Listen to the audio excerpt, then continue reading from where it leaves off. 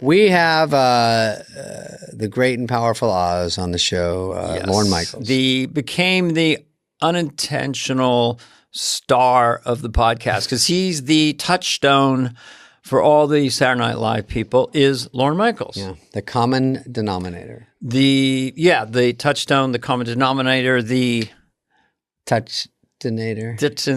The thing that everyone talks about a lot. That's more unwieldy than the touchstone. But we were thrilled to get him, and he's our most commonly asked guest. When will you have Lorne? When will you have Lorne? And he was very cool to do this because he doesn't do a lot of stuff and he doesn't like to be bothered. And I wouldn't either. He's got a lot going on. Yeah, I took a chance. I called him up at home and I said, Lorne, hi, this is Dana.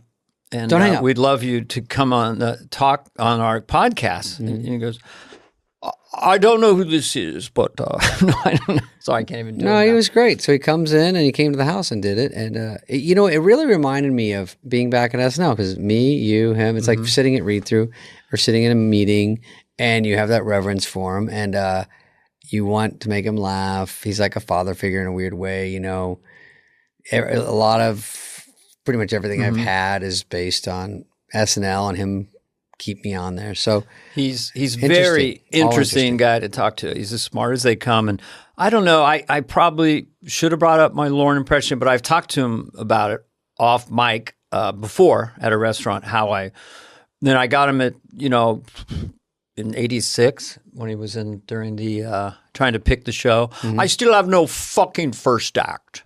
And that was the first time I got his rhythm.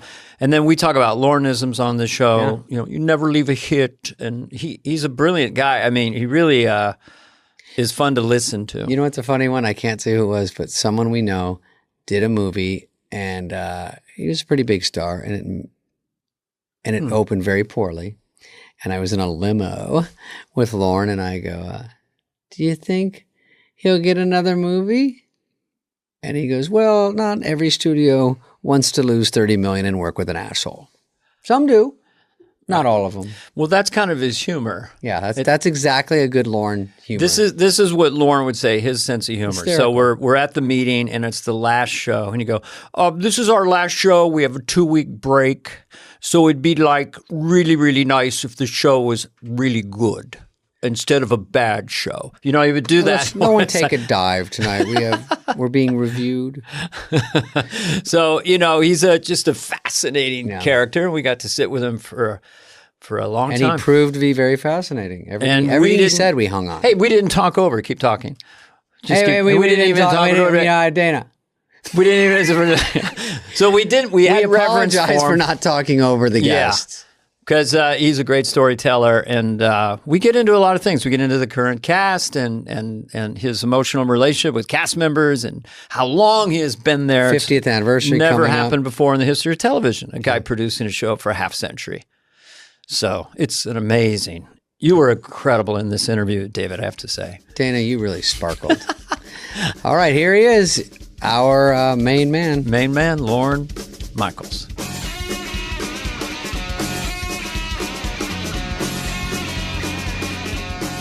Conan's got some money coming in. First of all, I want to thank you for coming in. You're responsible for pretty much everything in my life. Yes. In the comedy First, we have world. to embarrass you and thank you. Yeah. We had no plan for this podcast, meeting. This won't be in any way used. No, we'll cut It's this not part. used or aired. But to our surprise and delight, everyone who was on the podcast started talking and saying nice things about you, how much they love you. So we just thought, well, can we get him to come on? So here we are. Well, I haven't done anything else. Yeah, That's the amazing part. Yeah. But as I said, I have a background in radio. Ratty chips. Healthy little crackers. Lorne is getting snacks. What will make the least noise? Because radio. Can we open the chips, make a lot of noise, and then not as much noise? Do you like flaming hot? I don't know if that's for you. I'm just reaching for You'll whatever's take anything? closest. Anything. Yes. Don't worry about the noise. Don't worry about the noise, and we'll. I'm sorry. And there's protein bars if you're stuck. So if you're really stuck, just grab those. Those are not too loud. I'll just talk to Dana for a while. Are you staying at the Beverly Hills Hotel? I am. Oh. In the Margarita and Pete room? Davidson's there because they're doing this show, Bupkis. Oh, okay. which is But you have That's touchstones. One is the Beverly Hills Hotel, which you're a huge fan of. In Aspen, you stay at the what? Aspen was more houses, I Okay. think. St. Bart's is another touchstone. Yeah. Yeah. And of course, Amagansett. Yeah. I remember when. And now Maine. Oh, you did finally pull the trigger. Maine. Maine. I wasn't CC'd on that. So Maine, I'll show you pictures. that's pretty far out there. I don't think. you can't show them. because We you're talked not on about that television. last there an time. improv As you get there? a little older, you're pretty young. You want to get into the country and you want to get in wide open spaces. And you want to get to the landscape of your childhood. Yes. And this is as close to Canada as you can get without going to Canada.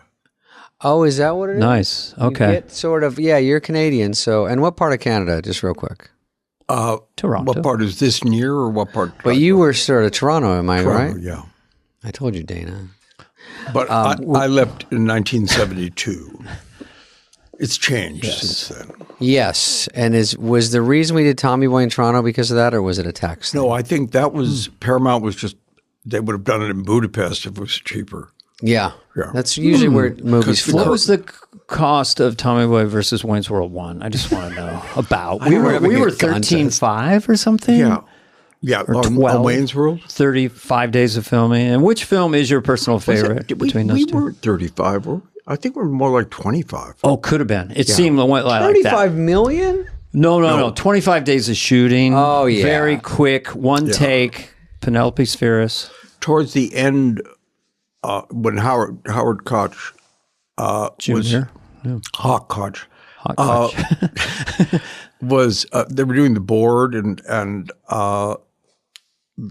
Paramount person that I was who was giving us direction said, you know, if you can make this movie for 12.5, I'll leave you alone. And that was sort of the whole idea of it. And then we had an extra day or two.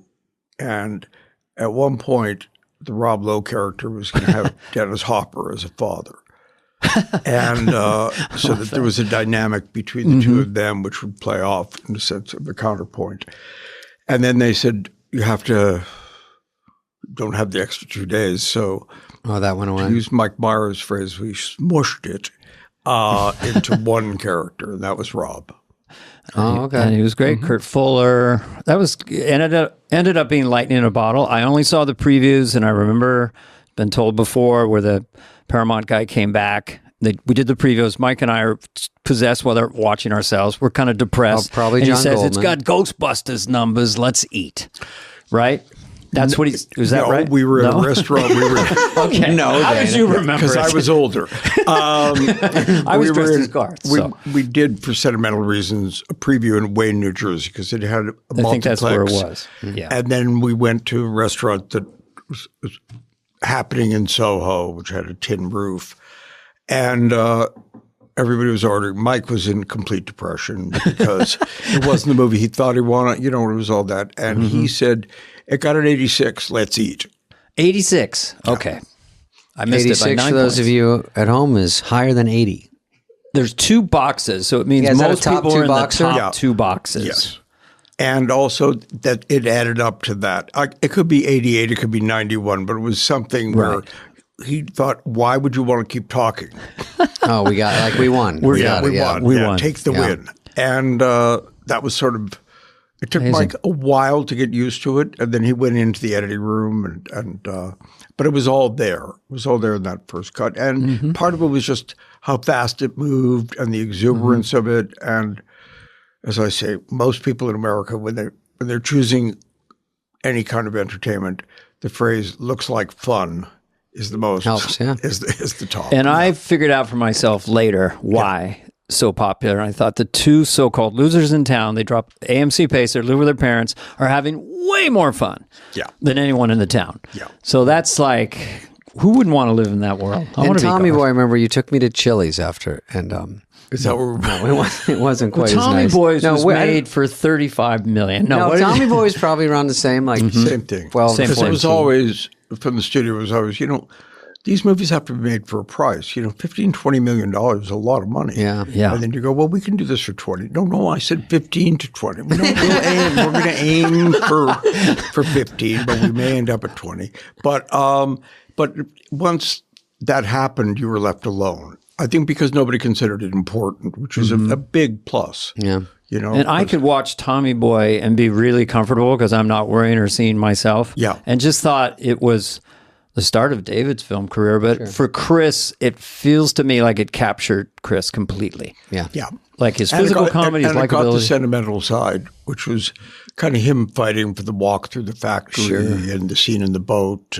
And the bagpipes. Yes. That was great. It's like Three Amigos. It just gets shinier and brighter, as Paul would say. And also, they're meant to be fun. Yeah. Do you know what I mean? And everyone, I think when somebody asked me in an interview about Wayne's World, what were you aiming for? And I said, really a confection, because I said, in a Marx Brothers movie, no one cares whether Fredonia won the war. It's going to go it's going to go 80, 90 minutes. It's going to be as funny as it can be. And then it's going to good night, and everybody's happy. And so the idea that you're going to be tied to a plot and have to stick with scenes that didn't work because they're going to tell the story, as opposed to, Wayne's World's boy has show, boy loses show, boy sees girl, boy. I mean, listen, Tommy Boy, we always say, like, if you went and pitched a movie of two guys selling brake pads in Ohio, we got to do this.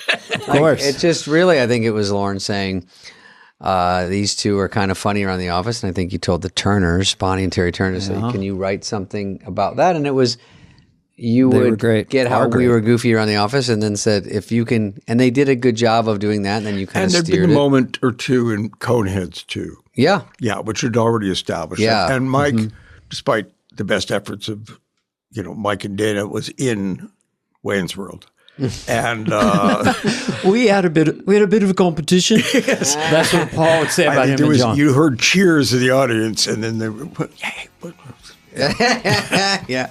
But we've lived long enough to be very good friends and love each other.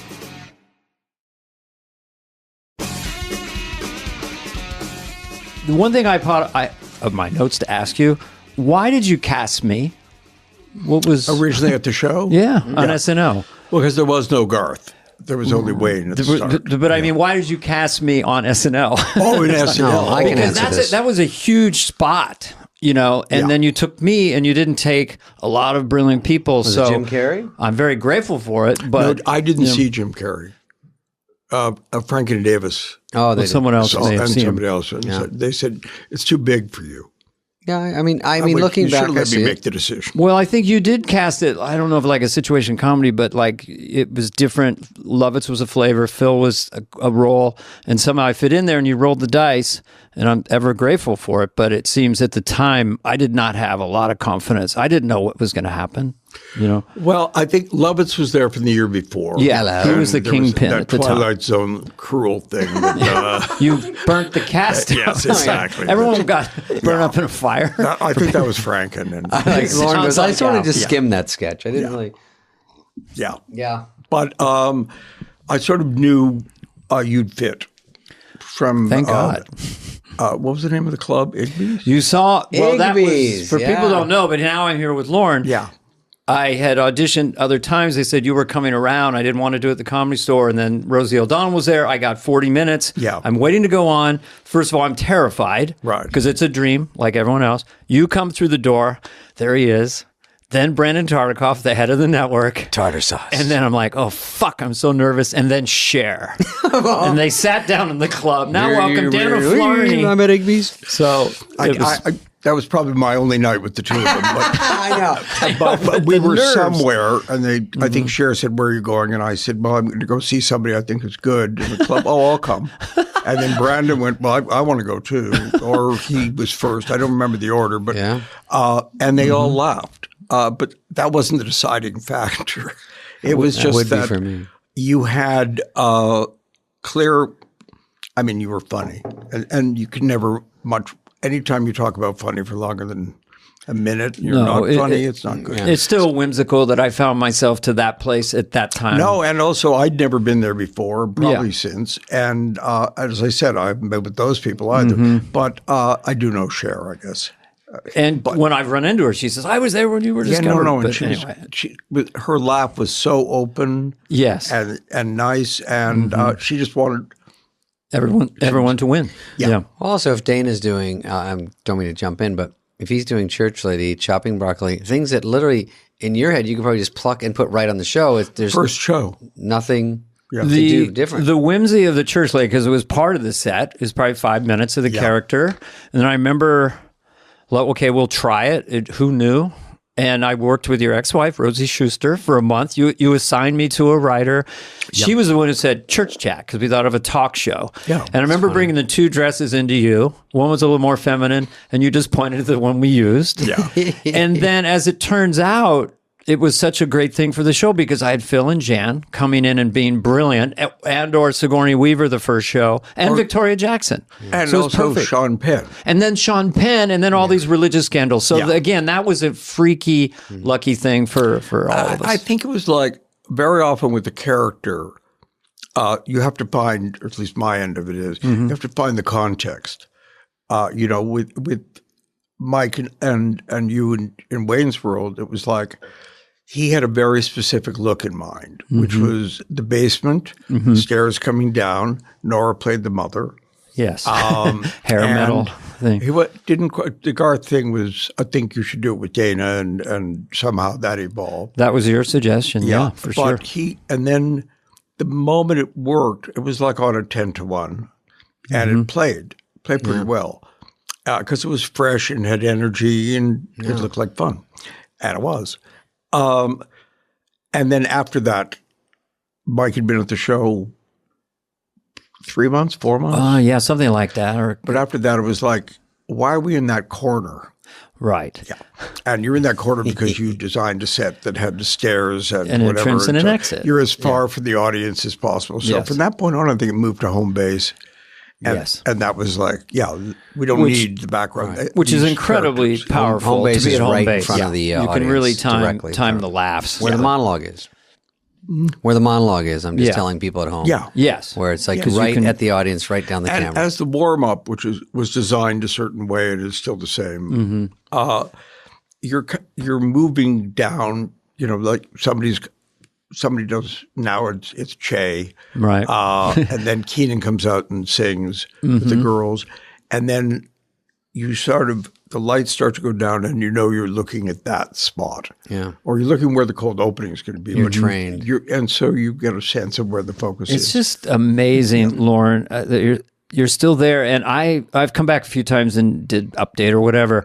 You can't get past it. I mean, you'll never forget it. And I think that for all of us who are unknown, go on the show, and for the audience to see Will Ferrell do what he did, see how David evolved. Yeah. It's such an amazing, visceral experience. There's nothing like it. And the music and the way you kept it the same is extraordinary, that you didn't let any regime trick you out and change it. What's interesting is there's 4 new people coming in.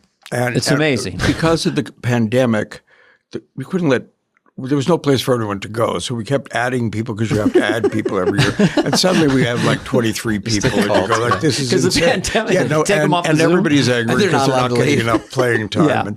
And so, and then people left. And so it was so much fun seeing these new people because they're exactly where you should start. They've never been on television. They don't know. They don't generally, if they have representation, it's primitive. And you just sort of see them, and there's like that exuberance and excitement, and there it just shows, and that energy shows. And so when you start with people who've never been on television, and the audience gets to be part of that process and live with them through it, then I used to say, I'm going to say it now again, that the 4 longest years of your life are high school. Yes.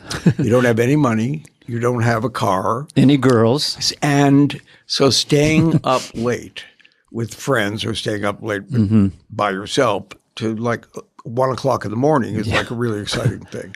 So when people say the best cast that ever did it, generally it's when they were in high school. Totally. So if they, and they go, oh, well, no, the best was, you and Hartman and you know, when you go and follow. And you go, when were you in high school? You go, oh, exactly. No, I mean, there's It's true. And you have the time. Yeah. And you talk about with your friends. That's the only game in town. Yeah. Especially back then, like that. I mean, there's more competition now, and it's great that you're still crushing it because with so many things to choose from, that was, I think when you have a transition kind of now where some are leaving more familiar faces. Yeah. Doesn't mean anyone's not as good. It's just some people get more opportunities coming up. Yeah. And the same thing happened. It took me longer to get my footing when we had Dana. Unfortunately, it was just too good. It was. Oh, no. And also, I think back, Ben Stiller came in at the same time as Mike did. Yes. But he sort of saw this could be a long wait, because Sandler, everybody was there, and it was killing it. And what was interesting about that time was the only people who liked it were the audience. Critically, it wasn't. Now it's a golden age now. Yeah, we were not now, Barstool Sports said we were a great cast. We were the best cast, and then back then they were like, "This is the worst bunch of assholes, untalented." Even humps. when we had on a given night back in the late '90s or early '90s, late '80s, we would have Toonses. I'm talking about just we'd have a Sprockets. Maybe I'd do Bush or Perot or McLaughlin Group. Mike might do Talking Lady, whatever her name was. But we had so many weapons. Sandler would sing a song. David would do a Hollywood Minute. Yeah. So there was a given moment in time. You must have felt like, hey, I got a lot of things to hit here. We're doing that documentary on Jim Downey, which I talked to him for 4 hours. It's only going to take 10 years, but because awesome. They're going to use 3 minutes of that. Something like that. But my son Eddie is working on it, and he grew up kind of on the show, etc. But doesn't really know that period. No, and too young. He keeps showing me things from that period that are like hilarious. And one of them he showed me recently was Perot on Larry King.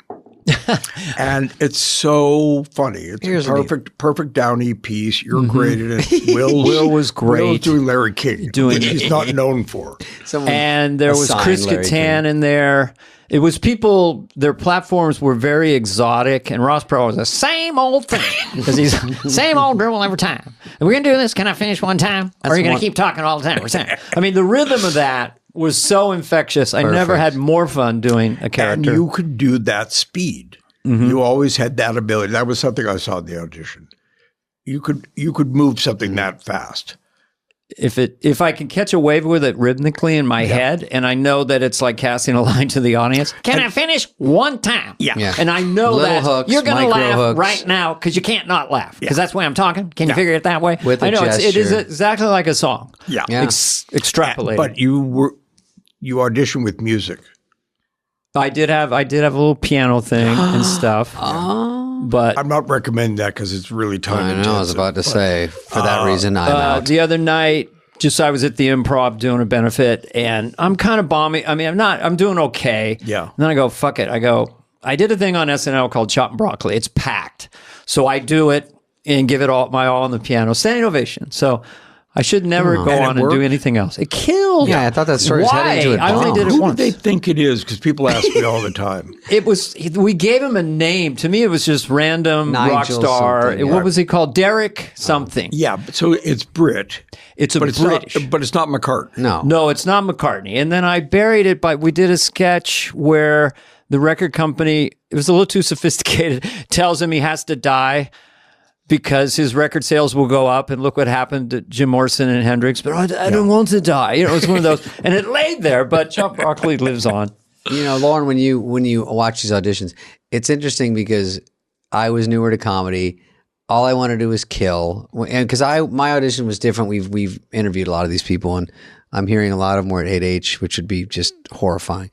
But and it's dead silent, and everyone's out there and shoemakers eating peanuts. No one. It's like, hey, come down for the audition. It's tough to audition. But when weren't you brought in a little bit as a writer? Well, the thing was, I came in and Dennis, right before I walked on, people were at Catch a Rising Star. You might have been there. I don't even know if you were there. It was, some writers came down, and a handful was me, Rob Schneider, and Tom Kenny, and we were just doing stand-up. So we do it, and Dennis Miller comes up before, and he goes, "Hey, Spudley," he goes, you going to bring the A game? And I go, it's all the A I got. I don't know, it might be a B, but not saving any. My best might be B. And he goes, I go, I'm saving it for another audition for American Idol. So I go, listen, yeah, and he goes, you don't want to kill too hard. Throws a red flag with these guys. They don't want to get some road hack. And I go, so don't do good. And they're like, David, Spade. I go, Dennis, don't do good, do good. I go, but I realize now when I watch comics and stuff, I look at writing. So I can tell someone has game in 2 lines. You know what I mean? It's like, name that tune. I go, first line might be a fluke. And then they do the next joke. And I go, there's something going on here. Yeah. And it's like, you get an eye for it. So I think you guys all had that. And I can watch someone and not see if they kill or not. I don't even almost hear it. I just go, oh, that's a good one. Oh, that's a good one. So Dennis said later, or maybe Downey said, no, we liked your writing. So I don't even know. I don't think we did that well, but that didn't matter. It was more like, oh, I like the way you put that together, or that thought, or that, and that I appreciate. How would you describe that? That sensibility that you look for? Well, what I think was happening then was we had a kind of murderer's row of people that were going to be dominating for a long time. Yeah. So you were going to get to be Ross Perot, but in the other debate. And the wide shot. Well, that was the wide shot. He was going to come back. He was going to come back and do both parts. I saw David sitting in the corner dressed as Perot, and he looked so sad, but it was just for the wide shot. It was a fluky thing, but yeah that was, you did well. But what I'm getting at is that there's... You were Perot. There's a thing which I've done a bunch over the years, which is I'll bring someone in as a writer. You know they're going to be cast eventually. You buy some time, but they won't go through that self-doubt. Why am I not getting on? And people say I'm on, but I don't see enough. Whatever. I added that though to my stress. I'll talk to comedians who've auditioned, and they tell me what they've auditioned with in the last 5 or 8 years. Yeah. And I won't tell them, but I'm thinking to myself, not going to get it. Yeah. And whether it was like, you're not afraid of any kind of humor, but it was something scatological, but it wasn't funny. And I could just tell it didn't fit kind of the frequency of you, Lorne Michaels, and your lieutenants. There's a certain thing, and it's hard to describe it because it's got a wide bandwidth. But there is something you can see it at read through, and someone new puts in something, everyone goes, "Oh Jesus!" And it's a little off-putting. Yeah, and read through is an honest room. Yeah, there's no Bernie's not there. So there's not, and the network's not there. Or there's no booming laugh. Right. So it's got it didn't play. And same with the show. When something doesn't work, there are no laughs on the air. So who do you blame? That's the high wire. It's the fairest thing in the world, really. And also you feel you've earned it. Yeah. But there are people like Bowen I brought in as a writer. He's great. And you want people to see how the process works, because it's figuring it out those first few weeks that, that's it and that's cut, like that. And how fast it goes, and costume changes, and while he's pointing at a line that changed or the writer forgot to tell you. I think Chris Rock ran into that problem of, we were stressed and frustrated we weren't getting on fast enough.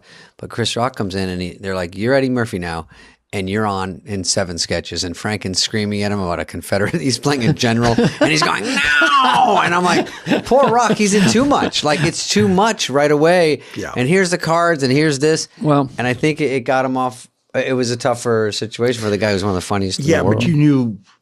I mean, at least I knew he was really good. Yeah, of course. And eventually, but normally you get to develop in the background. Right, you watch a little bit. Yeah. Phil and Jan and I were in the cold opening, and I'd never done sketch comedy, just stand up. Yeah. So my first show, and I didn't realize later, I guess I knew I was before the monologue, but I didn't know I was in the cold opening. Right. That's how green I was. We were just in the first one. It was Game Show Psychic. I don't know if it was Jack Handy. Is that what it was? Jack Handy? Jack Handy. Sounds funny. I would answer the questions, and Phil was a perfect in Jan. And so we had no time to really acclimate, but it was kind of nice. Everyone was really involved. But this is something Higgins said, and I don't know if you made it, but that you basically wrote the Constitution of Saturday Night Live, and then you see all these incarnations. So I'm a baby boomer. I'm doing late 80s stuff, and then you're the constant, and then you're seeing what kind of Will Ferrell stuff or Bill Hader humor, and then Kate McGinnon, and so you're adaptive in a sense. You're observing. So these new 4 people, are you seeing something just a little and 2022 different? One of them, by the way, is from Arizona. Shut the fuck up. And I said, and he said, that's where David Spade's from. I thought, famous. They told you. It was like a credit. Scottsdale Junior He said, College. we got only one. But and also the changing culture of comedy. But you're still there and you're adapting, right? I mean, and I think the room is great. you know, and innate age, you know. Oh yeah, and nothing so like it. Hallowed grounds. And it's a safe space. So you kind of people relax into it. I mean, it's scary for the auditions, of course. Yeah. But it's also at some point you have to bat at Yankee Stadium if you're going to be in the major leagues. So pretending that won't exist and you go right from a club to on the air wouldn't work. No. Passing through that threshold, because it's scary.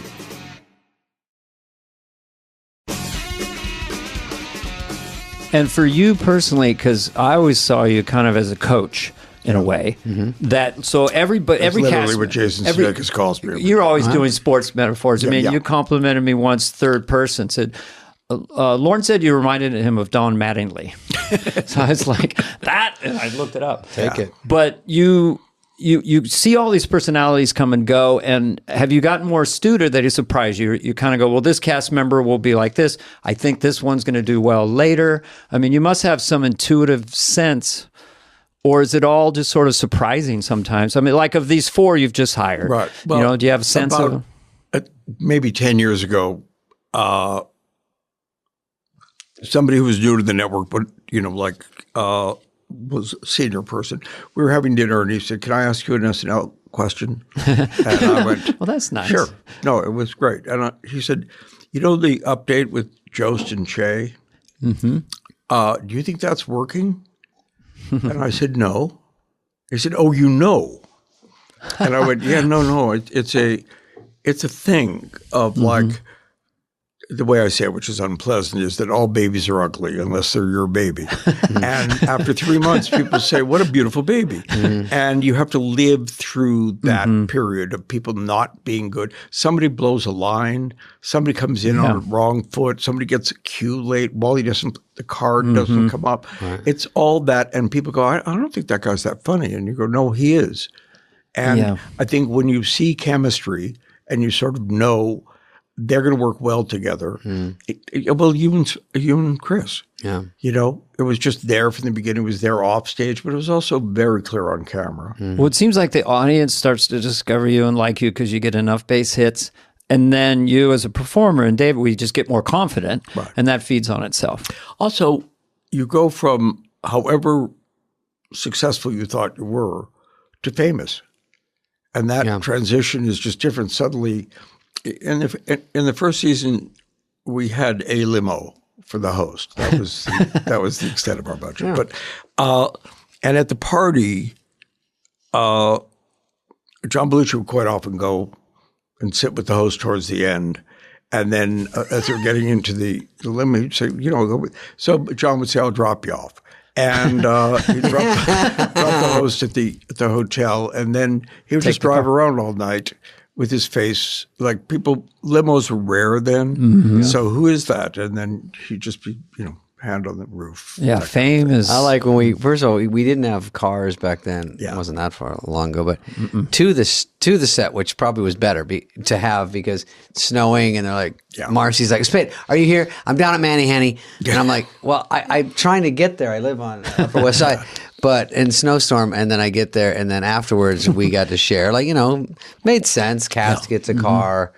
I'd share one with any feature player, whatever, and then and Norm would take one to Atlantic City. Anyway, where he did very well. Marcy's like, I'm telling Lorne immediately. But I was going to ask you about. You just said something about Farley. Do you remember this stupid story where Farley was dating Aaron at work? And I remember that. This is just someone that worked at the office, very nice, very cute girl. And then on the break, they broke up, and they came back, and she started dating Steve Martin. And so Farley comes back from Wisconsin, and Sandler and I are in the office, and he goes, "So, he's smoking. I hear Aaron's got a new fella." And I go, "Yeah, but he doesn't know." And he goes, "Well, he might be richer, but he's not funnier.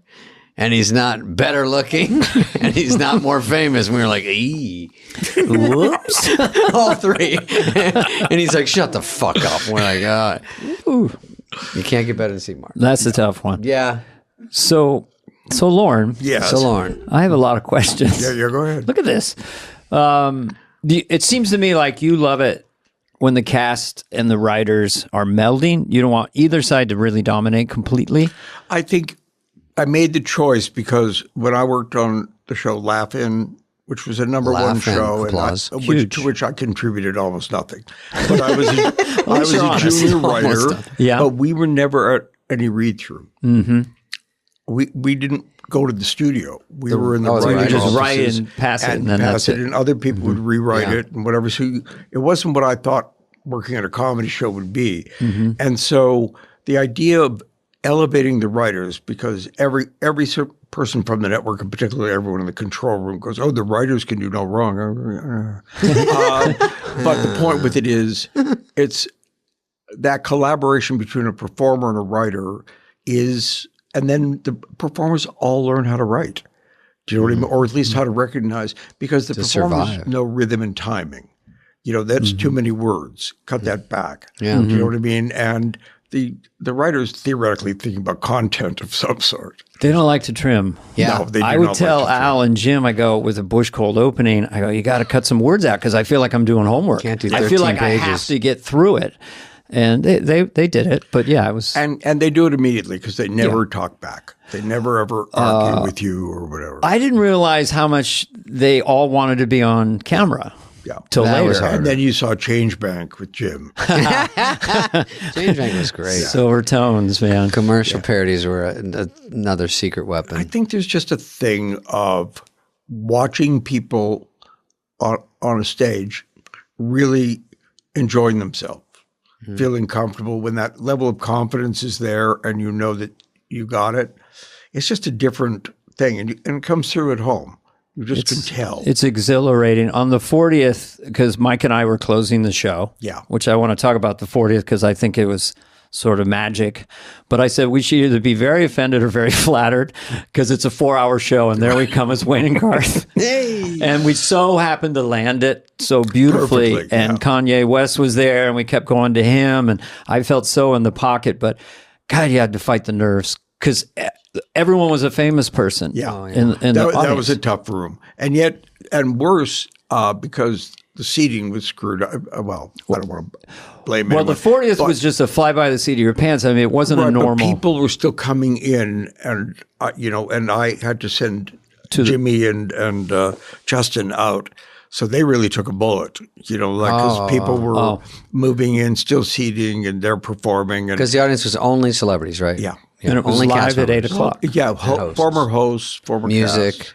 And then you had a spillover room, and people were mad they were in the spillover room. That room was pretty famous too. I don't know. I don't know. And by the way, I don't think there's any plus ones.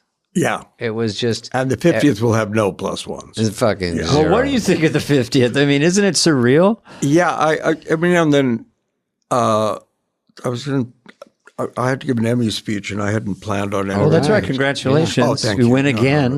No. It was like 7 years in a row or something? Yeah. I mean, 6. 6. Sorry. 6. Still. I'm thinking about next year. You have to write this stuff down later. I think I was going to say,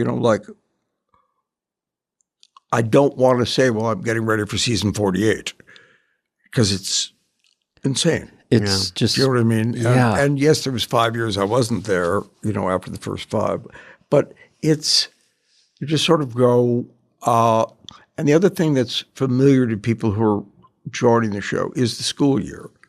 Mm-hmm. That we come in the fall, take Thanksgiving off, we take Christmas off, Easter, whatever, and spring break, and then it's summer, and you go away. Mm-hmm. And the original plan was not. The network just wanted us to do 3 shows a month all year round. And I went, the seasons are going to run into each other. And also, it's such a pressurized environment. It's beating, You have to get away from everybody. I mean, for me, because I want to kill everybody by the end. Oh, yeah. And you just go, brutal. Want to get out. Yeah. And so you go away, and around the end of July, you go, I could go back. Start to miss it, yeah. Now, when the network or the people you talk to about the show try to convince you to do something, how do you navigate that? I mean, have you ever lost an argument? Because it seems like have a winning percentage of keeping the show quality or its If brand. it was anything to do with religion, particularly in the 70s. There was Jim used to write this thing called "What If," and it would always be written in by a 10-year-old paper boy from Altoona, Illinois, and it'd be, "What if Spartacus had a Piper Cub?" It's like those kind of, and then we do a reenactment of it. Oh, okay. And at the time, a state senator in New York, in arguing for capital punishment, said that if the Romans hadn't believed in capital punishment, there would be no Jesus and there'd be no Christianity, which seemed insane to me, but I understood how you could get there logically. And the movie Straight Time, which was Dustin Hoffman coming out of, on parole, and his criminal friends trying to get him back into crime. So we did it as Jesus does, gets off with 3 to 5, and then he, some of the apostles are going, come on, one more miracle, no one gets hurt. And, now to me, it was just comedy, but it really got, and it, because you'd have to know the relationship between me and Howard, because in the first 5 years, it'd be like, well, we can't just do pop. And I go, well, we want to do this. And so that week we had Keith Jarrett, and it was like jazz piano, and it was brilliant. But it was like, now this sketch, which was 9 minutes, we're arguing up until air, really at 11 o'clock, at which point it's like, I'm going, really? Yeah, you're denying the divinity of Christ, which I go, we're not really. It's, It's also a comedy show. Yeah, and maybe that's the Canadian part. But all I'm getting at is it was like an absolute no. Not even that. And I said to one of the network people who was in the room, who I'll spare, I said, does this offend you? And he said, listen, Lorne, I'd let you put cocksucking on the air if we get a 40 share. So I'm the wrong guy to ask. And I went, oh, this is really helpful. Thank you.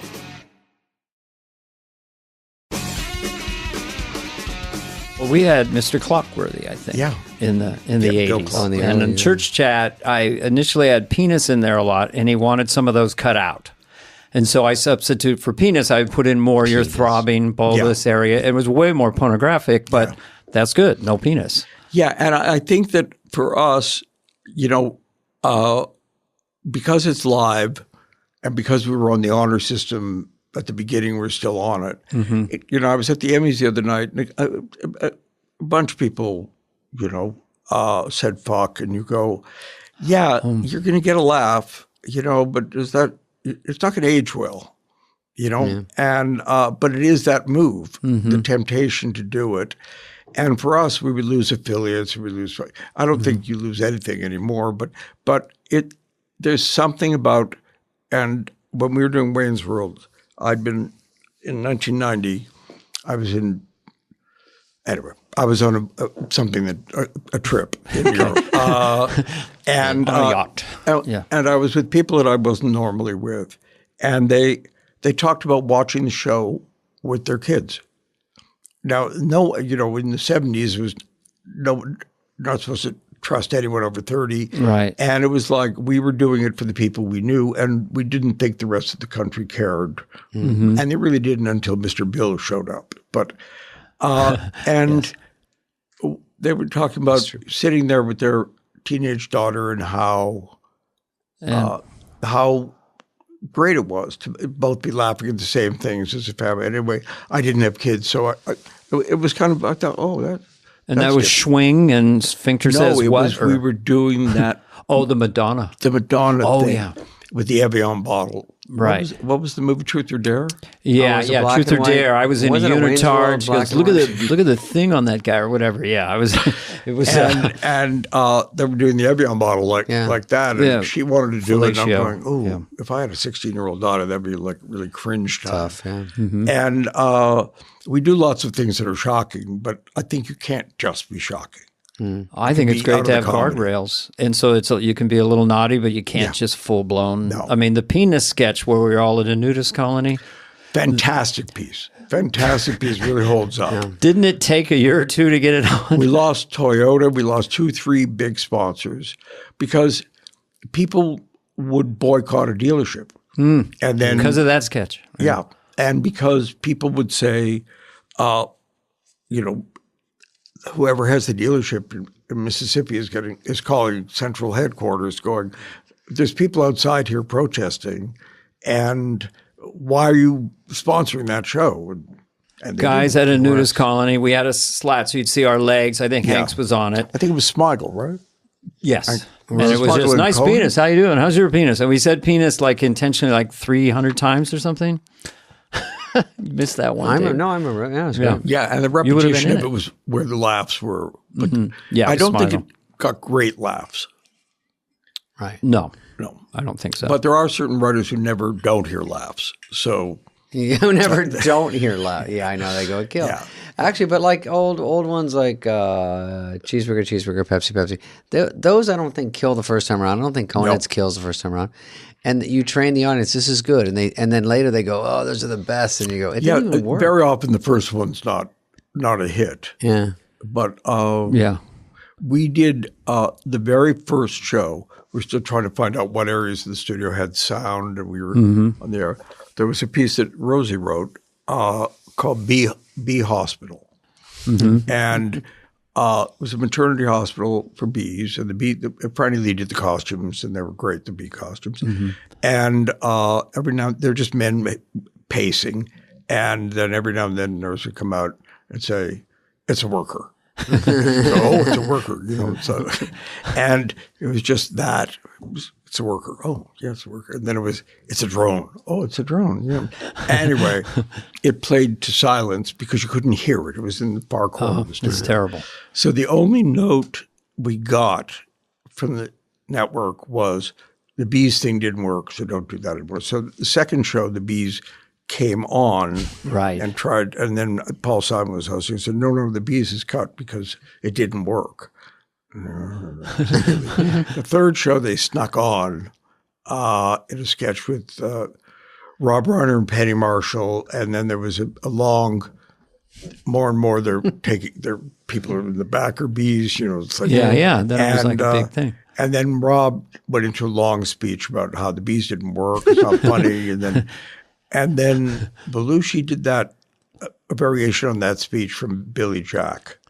Of you have Hollywood writers, you have this, you come here, and we, great, and they kind of walked off to One Tin Soldier, like One Tin Soldier, and so that was then the bees were there. That's what we loved about that show. Yeah, it was anarchy, and it was so different. Yeah, and also don't tell us what's funny. All right, guys, that was part 1 with Lorne, and we're going to do the whole part 2 next week. This has been a podcast presentation of Cadence 13. Please listen, then rate, review, and follow all episodes. Available now for free wherever you get your podcast. No joke, folks. Fly on the Wall has been a presentation of Cadence 13. Executive produced by Dana Carvey and David Spade, Chris Corcoran of Cadence 13, and Charlie Finan of Brillstein Entertainment. The show's lead producer is Greg Holtzman, with production and engineering support from Serena Regan and Chris Basil of Cadence 13.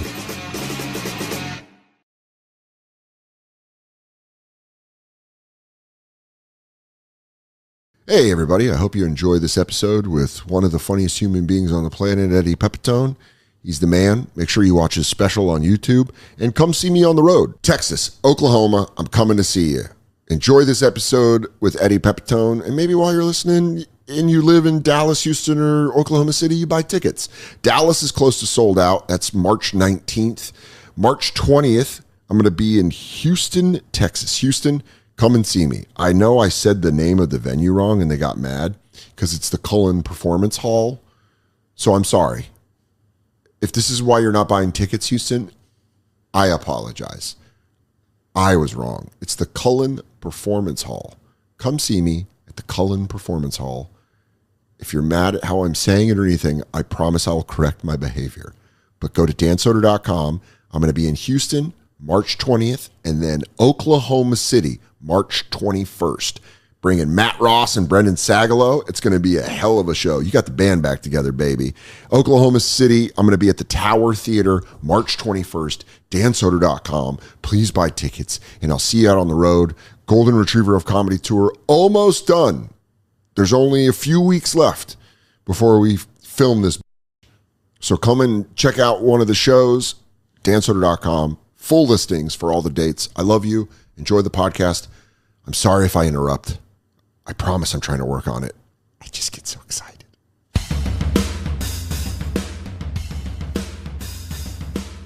First time I got to like really watch you do a set was at the Old Creek in the Cave on like a Wednesday night for like maybe 12 people on this show Rebecca Trent used to produce called Monsters. I think so. And you just talked about the Pulaski Bridge for 15 minutes. It was one of my favorite sets I've ever seen in my life. And now I know what the Pulaski Bridge is. I used to cross that bridge all the time, and I was always like, it's the bridge that goes between Queens and Brooklyn. And you were like, this is where comedy lives, at the foot of the Pulaski Bridge. Well, you know what it's like. It's like when you're up there, you're like trying to find that vein of something that inspires you to be funny. And I think that night I just loved the name Pulaski and that bridge. I had never been to Rebecca's place over there. And that bridge is so kind of ominous. It's right across the street. Yeah. It's this huge steel structure. And it also isn't sexy like a lot of the bridges in New York. It's not Brooklyn, sexy. Manhattan. You have all the Williamsburg Bridge. They have all this like stuff. Pulaski Bridge is like, this is very necessary. So you don't get, it's a very like inner borough bridge where you almost don't even realize you're going Queens to Brooklyn. And then you're like, oh, yeah, I guess I did just cross over. Al, did we just go into Queens? I don't know. I don't know. It looks all the same. You grew up in Brooklyn. Yeah, I grew up in Brooklyn till I was 9. I grew up in Brooklyn enough to get traumatized by different things, man. What I mean, crime or what traumatized you? A little bit of crime. Yeah. You know, I was threatened as a child. My parents would do that. My parents threatened me. So you can take the New York energy anywhere. I can. There you go. You could be. I wasn't raised in Brooklyn, but my parents brought the Brooklyn energy to Iowa when they told me they would cut my feet off if I talked to the cops. Did you see any? I'm thinking of this because I was watching it last night. Did you see any of the Scorsese documentary yet? No. It's on Apple TV. Yeah. What's screwing me up about Scorsese right now? Yeah. His daughter is doing social media content with him, and it feels like when they made do you know at the end where they made Jake LaMotta perform, or what they're doing right now with Raging Bull? No, but at the end where he would do those live shows and he was doing like he was doing comedy. Oh no, don't tell me it seems like that. That's what it feels like. I don't really know if Marty knows what's going on. Where she'll be we're doing an internet trend, and he'll be like, and his daughter's way younger than him, you know, because he had her as an old dad. Oh man, these big guys who try to take their family along. You're making me feel crazy. Just say it's nepotism, and then I'll get over it faster. Right. I'll go, hey, it's nice to be born into a family like the Vanderbilts or the fucking Rockefellers weren't going, it's not nepotism. My son's taking over the company because he did very well. Look, Standard Oil would have went to someone just like him, my son. I wasn't going to give it to a Rockefeller. It just happens to be the same last name. We took a lot of applications, and my son, John Jr., just happened to be the best fitted. That's the part that that's the disconnect between famous people and reality where you go, just admit it and then we can get over it. It was like when Liberace came out. Don't talk to me about Liberace. I mean, it was funny. My grandma thought Liberace was straight until the 80s. Of course. You know what I mean? I recently watched again Good Night and Good Luck. Oh, yeah, the Edward R. Murrow. Yeah, with Edward R. Murrow, and he interviewed Liberace, and he was like, Ed, he goes something. The question was something like, "Are you thinking of settling down, getting married?" Yeah. He was like, "Ed, maybe I'm too much of a perfectionist, but I'm just looking for the right woman." Yeah, and you go, sure, a woman that's a man. It's the same with like Clark Gable used to live with this other Hollywood star, and it was clear that they were gay and in love. And you look at their pictures, and it just recently came up on the internet that I saw in this subreddit, Old School Cool. They show pictures of like old stuff, and it was a magazine spread, and it was like, join Clark Gable, and I forget who the other guy is, as they show you their bachelor pad. And they're like at the pool sunning, and they're sunning. Look, they play chess. Oh, they have a dog together. It's like, they're a gay couple. Yeah. And then they were like, and then people in the comments were like, it's actually a very sad story. Like, they were in love. Yeah. And the studio was like, hey, you cannot be seen with him. Right. And that's when it's sad, but you're like, right. It fooled people. Absolutely. People weren't that savvy unless you were a jazz musician back then. There he goes. Baby, they suck in each other's Yeah, right. That's what it is. Honey, I'm going to tell you right now, they play each other like trombone. And they're like, oh, stop it. Would you leave me alone, Stray Cat Allen? Or they have a jazz name. They always knew what was happening, the jazz guys. Why was that? Was it because they were just out performing in nightclubs? I think so. And they were smoking weed and like they were the fringe of society? I don't really know, Dan. I just threw that out there. I didn't know I was going to get grilled on lip. I don't know. Why is it with the jazz people? This is what you get for talking to somebody that's a lifetime pothead. Is you get lifetime pothead questions where you go, why is that? I never thought about that. But yeah, I mean, those like Liberace coming out, I almost want to do research on it because he it's did like, come out. Can you look that up? I want to see if Liberace actually was like, by the way, hello, I'm gay. All these candelabras are for a reason. I like to see. I like to light pussy. Yeah, he came out on Theo Vaughn's podcast, right? That's what it was. Where he was like, man, that makes a lot of sense. You sucking and fucking. Man, That makes I have a friend named Straight Liberace. He just wears a lot of diamonds. Liberace never officially came out as gay. Publicly denied his homosexuality until he died of AIDS-related pneumonia in February of '87. Man, AIDS was like, if you guys aren't going to say it, I'm going to say it. AIDS, that's what AIDS did in the 80s. It went, hell yeah. You two motherfuckers are keeping a secret. Yeah. AIDS was like the great liberator. Well, what's my family's from San Francisco, and they would almost talk about it like an army invaded. Like a what? Like an army invaded San Francisco, where they'd be like, well, then 80s, in the 80s with AIDS, and you were like, well, yeah, you guys had so many bathhouses. It was probably the bathhouses. The bathhouse industry took a beating. It did. Because of AIDS. It did. I never got to the bathhouses. Yeah. Like, I still have friends who tell me, not kidding, who tell me to go to a Turkish bath. Oh, the Russian bath. Yeah, they say it's great. Like, it gets all the toxins out. You go, I'm not trying to sleep with you. Yeah, I'm not trying to play with your penis. You get the fuck out of my face with that. And they go, all right. It's funny as if you do take that stance, you just look incredibly homophobic. We're like, I'm not going to the bathhouse. Like, it's a soak. Your skin. They call it a soak. Yeah. They have one-word descriptions of it. But you said you grew up in Brooklyn until you were 9, and you were heavily traumatized. I'm thinking of the Scorsese thing because I kind of understand him now. I've watched 3 episodes of this doc, and I always was like a little critical because I'm an asshole of Scorsese being so violent, like just incredible violence. And then after watching this shit, he witnessed it. Oh, really? Yeah, and his the neighborhood he grew up in Mott and Mulberry. He had an uncle who was in the mob. Like, it was right there in his face. He grew up with tough kids. Yeah.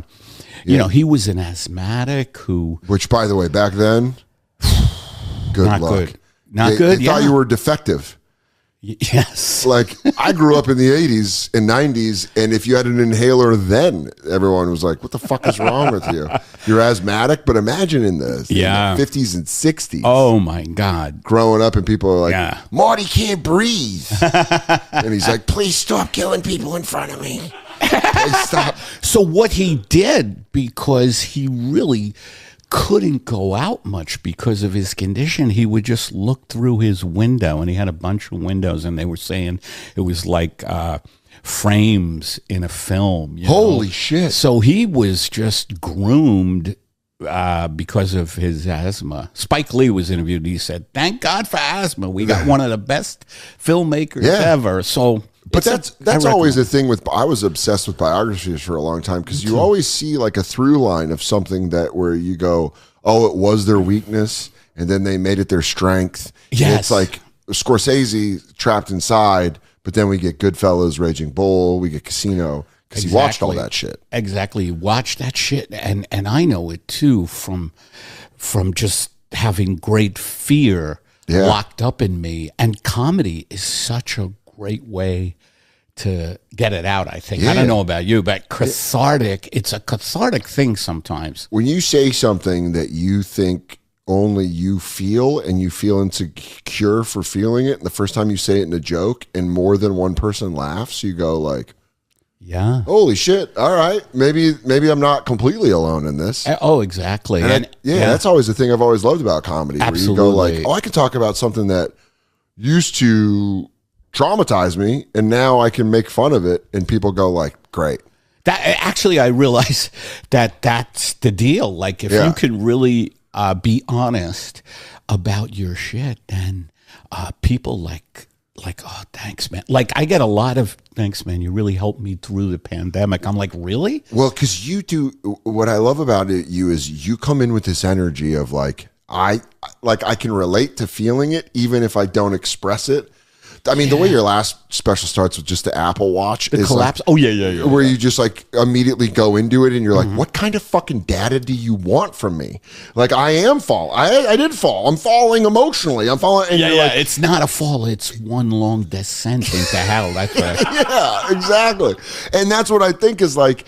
It's when someone says that, you can feel anxiety and not know that you're feeling it, and then someone can say something that you go, that is what I'm feeling. I feel fucking crazy right now, especially them monitoring everything. Everything now is like going off the rails, dude. Yeah, this is why I was saying, it was a joke that I did, but I don't really know if I'm going to keep doing it on stage. But I was like, for the first time in my life, identify with people who are anti-trans, because a lot of these anti-trans people are like, don't give kids chemicals, you shouldn't let, and I'm a pretty compassionate person where I go, I think they should let their lives, but the reason I feel that way is because they're starting to give fat kids Ozempic, and I go, don't, kids? Yeah, and I go, don't do that. We need our fat kids. We need our funny people. The pharmaceutical industry is going to take away our charming, sweet, and funny people. You need fat kids. Or we need another angle is we need our scapegoats. We need certain people to be fat so we can feel better about ourselves. Exactly. That's something. Also, I've always wanted to put chocolate ice cream in a Klondike bar, but maybe it was a fat person that was brave enough. Maybe it was a former fat teenager. Let kids, and granted, I wasn't fat as a teenager, but I did have an abnormally large head and a very skinny body, so it was a different thing. I wouldn't want head shaving surgery. Let these big domed kids know what it feels like to not find a fitted hat. I didn't know they're giving kids Ozempic. You're starting to give them that like weight loss thing. There's like, it always starts with the rich people, but then it trickles down because rich people do it, and then middle class or what was the middle class people now go like, well, I got to do that for my kid. And honestly, insecurities, I don't think when you're a teenager, you realize that insecurities become your superpower when you're older. Just like Martin, like what you were saying with Martin Scorsese. He's like, inside can't breathe. And now this guy is still making great movies for 4 decades. Yeah. What was his last one? It was after The Irishman, he did... The Irishman. Killers of the Flower Moon. That was really good, too. See what I mean? Like, yeah. Good for asthma. Exactly. Good for, like... Yeah. You know what? If you work with your hands, you got a blue-collar job, I probably have said this on the podcast before, but I mean it. There is certain work clothes, and we can't say it because this is a commercial for their competitor, but there's a certain brand of work clothes that got fashionably cool and then completely outpriced for people that actually do the work, you know, like really hard work and need good jackets for outside work. Well, guess what? Brunt Workwear has got all you covered. Founder Eric Gerard grew up blue collar. He created Brunt after friends in the trades told him big legacy brands, the ones I was talking about, stopped listening and became fashion companies. I just nailed that. That's exactly what I was saying. But guess what? Brunt's got you covered. It's named after real guys Eric grew up with, actual hardworking tradesmen. It's traditional work boots forced it to be comfortable and durable because that's what the people need. So no painful break-ins, no sore feet, no stiff leather battles. It's comfort right out the box. Brunt Workwear. Not only do they have boots, they got a bunch of stuff. But the boots are where you're going to start, and then you're going to fall in love with everything else. So Brunt isn't just about work boots. They got a full range of high-performance gear. I'm telling you, heavy-duty work pants, weather-resistant jackets. Check them out. Brunt was tired of workwear brands out there cutting corners. You work too hard to be stuck in uncomfortable boots that don't hold up, so they built something better. Boots that are instantly comfortable and built for any job. For a limited time, our listeners get $10 off at Brunt when you use the code SODER at checkout. Just head to Brunt, that's BRUNT, workwear.com, use the code SODER, and you're good to go. After the order, they're going to ask where you heard about Brunt. Do us a favor and let them know that we sent you. Let's talk about Babbel. Man, I wish I knew another language. I think it would make me funnier. I could use words that mean something funny in a different language. And I didn't. I just learned. I barely learned English. I speak incorrectly all the time. But guess what? If you got Babbel, it's time to learn a new language. Learning a language with Babbel is all about small steps, big wins, and progress you can actually track and feel. Their bite-sized lessons fit easily in your daily routine and are also easy to remember. Just 10 minutes a day is enough to start seeing real results. However you learn best, by listening, speaking, reading, writing, Babbel adapts to your style, keeps you motivated with personal learning plans, real-time feedback, and progress tracking. Here's a special limited time deal for our listeners. Right now, get up to 60% off your Babbel subscription. 60% off at babbel.com/Soder. Get up to 60% off at babbel.com/Soder, spelled BABBEL.com/Soder. Rules and restrictions may apply. Yeah, but you're saying that he's now looking a little old with his daughter doing this. He's trying to do modern things. He's trying to do TikToks and stuff. Where it's like, there should be, somebody should do parodies of old celebrities doing TikToks with their daughter, and like they have complete dementia, and their daughters are like, what's that? See, they're like making him like, this is him with his daughter doing a trend. He just looks bothered by the camera. He's not even rapping. What the hell is she in? A Kool-Aid costume in his office. Oh, man. That's what I mean. And you watch it, and he just looks bothered at the beginning. He should. What are you doing? Yeah. Why are you filming me? I don't know. My daughter, I could see him being interviewed. My daughter is, it's so funny how De Niro and him talk in shorthand, like the Italian thing where they don't say much, because, enough said. It's like, I don't know what my daughter's like. No, just going for the ride. I don't like the way his daughter shot that. Marty wouldn't have shot it like that. I'm just saying. They bring in De Niro and all them to interview about the movies, and they end up talking about her TikTok the whole time. She doesn't have a lot of followers. It's not a good look. I myself thought about getting into TikTok. I wish I could do De Niro. De Niro going, I got a baby. About 5 years, I'm not going to know where I am.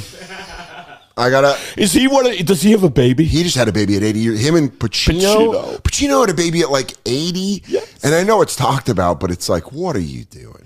I had a bit where I was like, you know what kind of father Pacino is? Like, he's at home going, get this fucking thing off my fucking foot.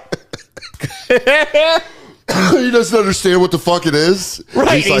He's just too old to deal with. I'm wondering, why is there a little child grabbing my leg? I need to know what this is. It's not a human. It doesn't eat solid foods. Great. So now I'm in parenthood. Yeah. You almost wonder if he was tricked into coming in that woman. Like where she was like, this is part of the massage, Mr. Pacino. And he goes, no, I lay on you. Is it someone he's been with for a long time? It's Barbara Walters' 82 kid. years old. That's so funny. She was 29. And he was 82. Well, that's the lifestyle. Fourth child. He looks good, Pacino. Eddie, I don't agree with you. He always looks like he just took goggles off his face. Oh, my God. I didn't know that. Wow. He looks like he was watching Oppenheimer, like like he was in the desert watching the explosion. He goes, that's going to kill a lot of Japanese people. He's just taking off his glasses. Yeah, I think it's powerful enough. Yeah. Oh, we're going to blow up a lot of that was Oppenheimer. I'm sorry. I think we have to go with Cillian Murphy. He's just a little more. I want to play Oppenheimer. Whoa, that bomb. That's a big bomb. I love that we're doing Oppenheimer and De Niro, these old school impersonations. Yeah, all Gen Z gets it. But I do think that should be a new form of elder abuse, is social media clips when they don't know what they're doing. Trends that they don't know. Yeah, and force, I guess it would be forcing them. They are forcing them. Really? There's no way Martin Scorsese was like, hey, did you see the Four Non-Blondes Nicki Minaj thing where it's half Four Non-Blondes and then you rap Nicki Minaj? Can we do that? You know how... Honey, let's do the Nicki Minaj. I'm going to set this up. I need 9 hours to set up the shot. So he's just continuously filming. She's like, we did it. Oh, no. You found another thing that upset you? Is this another Scorsese? Yes. The kid. You would think the kid would be better looking. Just because... No, I mean it. Just because he's a big celebrity, you would think they get raised in an environment where they would be expensive lotions. Yes, lotions. They go to the parts of the world where the sun doesn't give you cancer. Yes, like St. Barth. Am I out of line to say that? No, not at all. Can I be honest? And I know this is probably going to be a popular opinion, but I thought a very similar thing when I saw it for the first time. I went, oof. Like, Marty, you're going to have a kid old. Better be a hot kid. Yes. Because come on, what are you doing? Not hot, just like kind of like. Yeah. Also, it's never the celebrity that wants to do the trend. And then it just makes me think like, well, your daughter's just holding you up. Your daughter's just making you do this. This is elder abuse. Yes. Maybe if you would have abused your kid more, they wouldn't have... You know, I don't know. I'm just trying to get around that's a really unpopular. I didn't know this was the unpopular podcast. I'm saying all the stuff that everyone's afraid to say. My manager, like, Eddie, we've had some problems with the Soder podcast. We have to have it pulled. He got you to do a TikTok trend where it's very big in the Charlie Kirk community. Oh, there you go. You got Eddie Pepitone to walk right into that. Oh God! So do you have a kid? No. Okay, good. No. Because I do this thing where I go, do you believe people are still having children? It's crazy. Has anybody glanced at a newspaper? It's crazy. Or just looked around? Also, have you felt the weather? Like yes. We're getting days in the summer that are 112 in places, and then it snows like it's fucking day after tomorrow. And we go tomorrow. And then we go, oh, well. This is a good time to have a child. Well, it's the people that go, it's called global warming, I thought. And then they're having kids, and you go, that apocalypse. Dumb people have a lot of kids. Yeah. It's going to be a nuisance for the apocalypse. Oh, God. Yeah. Because you're going to have to kill your kids. Totally. Not me. Totally. They're going to have to be used for fuel, like children. Yeah. And if at best case scenario, you're giving up the youngest one for adrenochromes for the leader, so they can I don't know what that means, but it sounds good. What's an adrenochrome? It's a fake theory that the Illuminati, they said like the Clintons and all them, would scare kids and then drink this fluid out of their brain that gave, and you go, that's so made up. Oh, God. That it's just fun to reference. By the way, what has happened to our world? And do you think there'll be a civil war? Possibly. I think it sure seems like it's going in that direction. I think the way we get out of this is what Colin Quinn said. What did he say? He said we either sell the United States, as he says, knock down the Rockies, do an open concept, which is one of my favorite lines. I love him. But he also was like, He made a great point in his special Red State, Blue State, where he said the difference, I'm going to fuck up this, but the difference between Minnesota and Florida, think about culturally how different those two are. It's the difference between like Germany and Italy, where he's like, it's the same distance. And those are two completely different countries with different histories. Oh, yeah. He's like, maybe we just split up. Maybe we bake, in the special, he goes, 250 years, that's a good run for a band. But you break up. And maybe I don't know. I think it's going to shift to, I think the internet is doing more harm than good. Yeah, I think so too. As we just talked about, Martin Scorsese, one of the greatest artistic minds of our... Right, getting roped into... There was an article today that TikTok settled... did you see this? Settled a lawsuit about being addictive. And they admitted I don't know, certain ways they market it or something. Well, they do it like the same way that people get addicted to slot machines, where every time they pull it.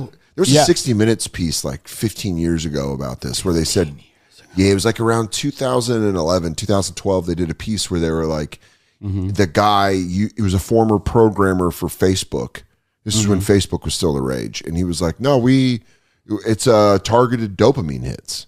Where that's been going on. Where they go like, if you keep going, then we'll give you something that will create a reaction out of you, so then you want to keep going. So that's read the book, and this was a while ago, Dopamine Nation.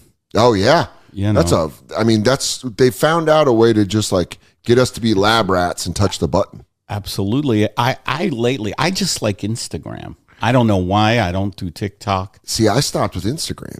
You did? There was a thing about it that I might have to, bumming me out. No, I still post on it, and I still will look at it, but it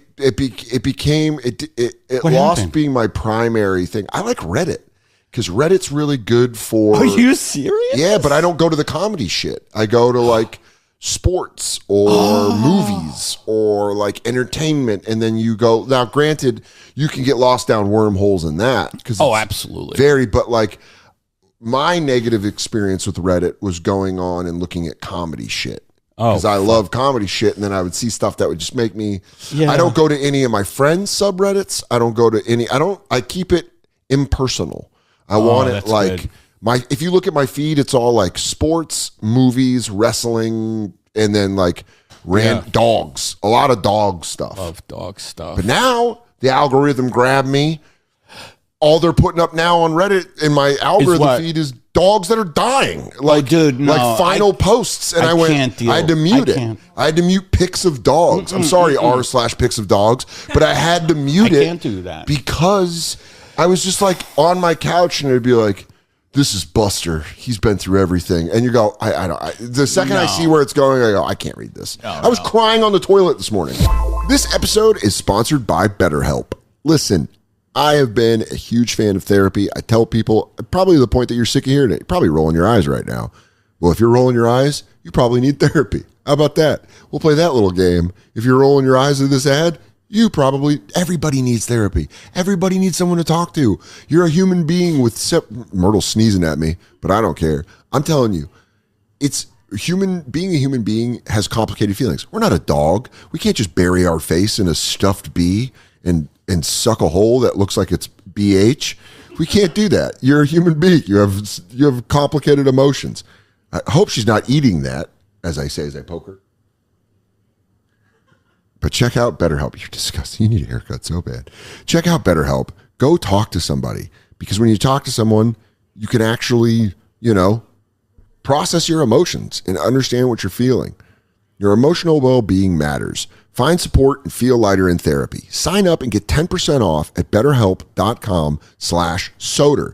That's better, HELP.com/Soder. The show is sponsored by BetterHelp. I watched a video where a dog had they now selling very little guns to dogs, and he had a gun to his head, and the voiceover was like, if he doesn't get something to eat soon, he's going to blow his brains off. Out. I would love the commercial of you and then you walking down the kennel going, to camera, hi, I'm Eddie Pepitone. Dog suicide is a very real thing. Guns. I have a bit where, do you know about the Pentagon, of course, has done this robotic dogs? Oh, you're talking about Boston Dynamics. I think so. Yeah. Yes. They're, you're on top of that. I'm very afraid of them. Oh, my God. The way they move, like the robots. Oh, my God. Weep, weep, weep. Yes. No. So, of course, they're contracted out by the military. And the LAPD used them in a hostage. You know this, Mike? But I have this bit where I go, these robotic dogs. First of all, thank you, Pentagon, for making my favorite thing in the fucking world into a dystopian nightmare. But secondly, I'm still worried about them because I'm worried about the strays, the stray robotics. I mean, once the software is upgraded, there's going to be all these strays roaming around, and they can, they're nimble, yes, and they can move 150 miles an hour, and yes, they're weaponized. But I could see someone like this debate, Sally Struthers, Struthers saying, these dogs need to be loved too, even though they don't have any emotions. And the dog is just climbing up and down a skyscraper behind her. These dogs have nowhere to be plugged in at night. I'm going to take that. Help find a place for them to port. Yeah, it is. The second that they were going like, look at this, because I liked him at first when I went, whoa, look at that robot's walking by itself, and then they start doing stuff where they go, I pushed it over and it got back up, and you go, don't push it, push it. It's going to remember that. It's going to remember that. It's going to be. I see them kickboxing now or crazy. Whatever, and it's like no. And the part that upsets me is watching humans be excited for it, because you go, you don't see any problem. They announced in the news that they were going to introduce Grok into the Pentagon. What is Grok? It's AI. It's Elon Musk's AI. Oh, that he uses on Twitter. Oh, really? Yeah, and it's like, what does it do? It breaks all the time because people fuck with it, and he's had to reprogram it. But what does it do? Just answer things and put out things? Yeah. Like, is it interesting? No. It's just like Elon. It's just uninteresting, and yes. And I've been trying to drive this point home, but I think where we messed up in the American experience was not checking in with rich people. What do you mean? They run everything. I know. That's the problem. Yeah. Oh, I see. My mom, when I was growing up, I was raised by a single mom, and I remember any time we found out someone had money, my mom would go, they're doing fine. They'll figure it out. When they had like money? If we found out, be like, oh, actually, like his dad is rich, and my mom would go, then they're fine. They'll figure it out. And she'd always go, they can throw money at it. That's what she would say. They can throw money at it. Their problems are solvable. And I think too many of us said that. Yeah. So now there's all these wealthy people that are broken inside. Oh, completely. And no one's ever gone to Elon like, are you okay, buddy? And maybe just one of those, and he'd go, I don't know. I want to go to space because I can't live here and no one likes me. And then everyone's like, leave Elon alone. He's got so much money. And you go, I'm genuinely just trying to make sure he's all right. Yeah. No one checks in on him. They're always going, you're so smart. How are we getting to Mars? No one ever just goes like, did you have a bad day? Yeah. And he's like, I did. And the dog robots don't help. They're not as cuddly. I had an idea for a show.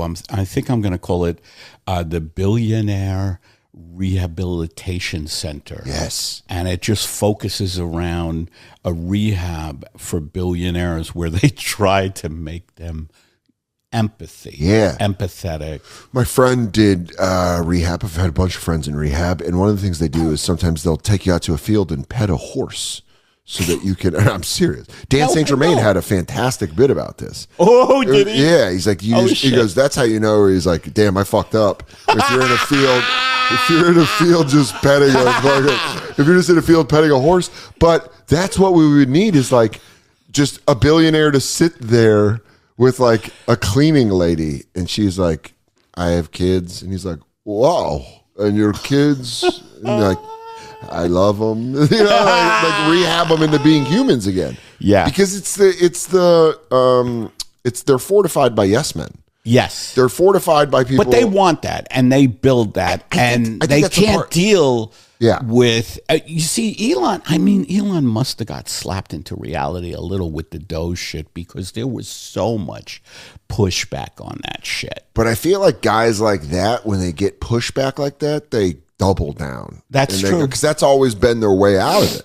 That's like true. When you look at like all of his business dealings and you go, well, he gets put in these situations where people go, you're fucked, and then he goes, I'm just going to double down, and then it works. Absolutely. And then he gets out of it, so he never has to go like, oh, was I being a dick back there? It'd be funny if he had one, like for some reason, he's got one blue collar friend in his life, like a cabbie in Brooklyn going, and he invites him over to shit, and he's like, Elon, why are there so many fucking robots? Yeah.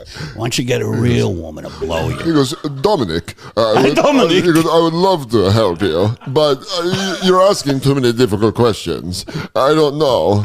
Why aren't you more like Joe Rogan and just say yes? Like billionaires, they should have a blue collar friend. They should have. Yeah. If Bezos had a friend that was like a pipe fitter in the pipe fitter union. Yes. You know, and Bezos would be like with his weird wonk eye, and he's all on steroids now.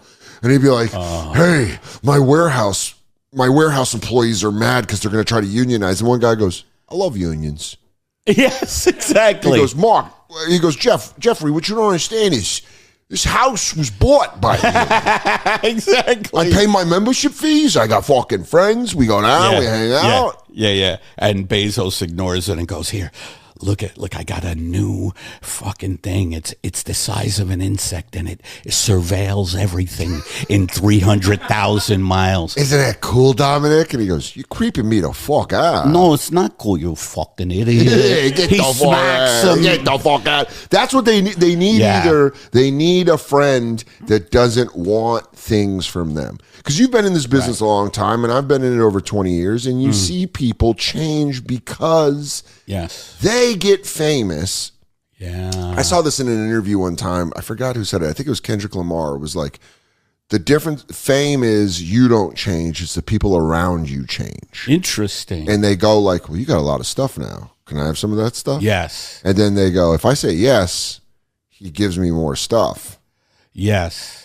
Yeah, people want things, and I'm at a low level of that, you know, and they're like, hey, can you, it's like very subtle, like the smart people like subtle about it, but I know what's going on. You go, don't fuck. Have you ever had to confront someone about that? No. You ever had to go like, don't play me like that? How long have you been in LA?